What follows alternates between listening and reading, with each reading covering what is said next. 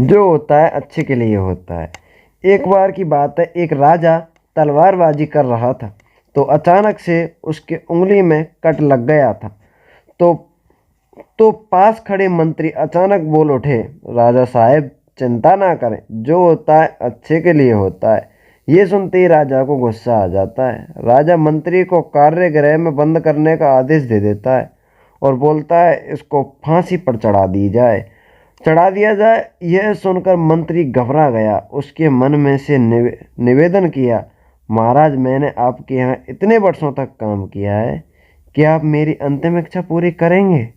राजा बोला, ठीक है, बताओ क्या है तुम्हारी अंतिम इच्छा?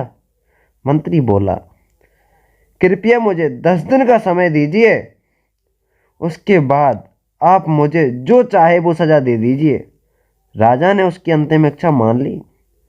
राजा दूसरे दिन अपने सैनिकों के साथ जंगल में शिकार करने पर निकला। जंगल के बीच में राजा ने अपने सैनिकों से बिछड़ गए और रास्ता भटक गए। रास्ता ढूंढते हुए राजा वनवासियों के बीच पहुंच गए, जो बलि देने के लिए किसी को ढूंढ रहे थे। वनवासियों ने राजा को पकड़ लिया और वन की देवी को बलि देने के लिए ले गए। बलि देने की सारी तैयारियां पूरी हो गईं। जैसे ही राजा को बलि देने के स्थान पर ले जाया गया, वहां खड़े बुजुर्ग की नज़र एक राजा की खंडित उंगली पर पड़ी। उसने आवाज लगाई कि यह तो खंडित है, इसकी बलि नहीं दी जा सकती। तो वनवासियों ने राजा को छोड़ दिया। राजा जैसे तैसे वहां से निकला और अपने राज्य में पहुंचा। सबसे पहले कारागृह में अपने मंत्री से मिलने पहुंचा। राजा ने मंत्री से कहा, आपने सही कहा था कि अगर मेरी उंगली नहीं कटी होती तो मैं आज जिंदा नहीं होता। यानी जो होता है वो अच्छे के लिए होता है। राजा ने फिर पूछा, मेरा तो फायदा हुआ, लेकिन आपका कैसे फायदा हुआ? मैंने आपको सजा दी।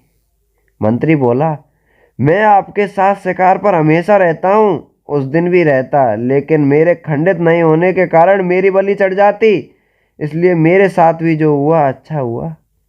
राजा प्रसन्न हुआ, लेकिन छोटी सी बात पर मंत्री को सजा देने का दुख भी हुआ। इसलिए राजा ने मंत्री को कारागृह से निकालकर फिर से अपने साथ रख लिया। तो भाइयों, आपको पता चला इस कहानी से हमारे जीवन में बहुत से उतार चढ़ाव आते रहते हैं।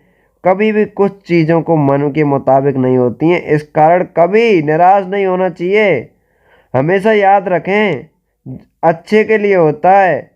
भले ही कुछ अच्छा हो या ना हो, लेकिन उस परिस्थिति के प्रति सकारात्मक नजरिया रखने से उसका प्रभाव बहुत कम होता है।